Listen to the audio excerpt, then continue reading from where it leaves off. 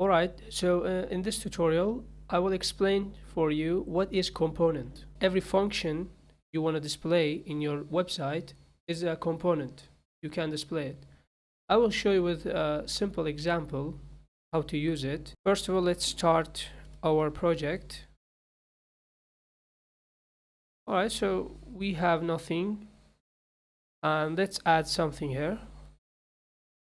App component. And I will add in h1 tag like this. So we have a component, and also let's add projects component, also skills component.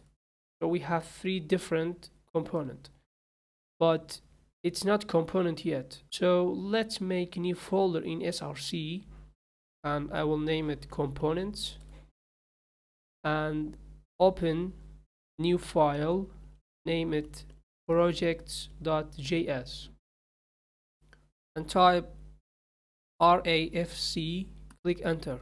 If you want to use this, also you can install the extension called ES7 React. You can install it. It's a good shortcut. You can use it in React.js. And here I will type project or project component like this, and let's call this component in our app.js. For this, I will import projects from components folder projects file. Okay, and let's call it. We will call this project like tag, like this. Open tag and type projects and close it. And let's go to website.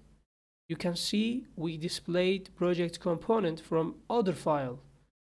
Okay, not in app.js. So this is called component. A simple example there. And let's replace this with h1 tag.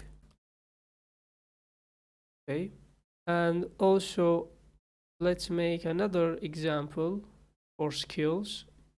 Open new file, type skills.js, RAFC,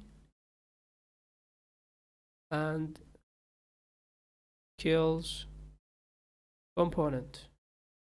Also, I will call it. So you don't need to type all import, just type tag, open tag, and skills. VS Code can find your component automatically. Click enter and close it. Also, I will replace with h1. Okay, perfect. So now we know what is component with small example. Okay, so then see you in next tutorial.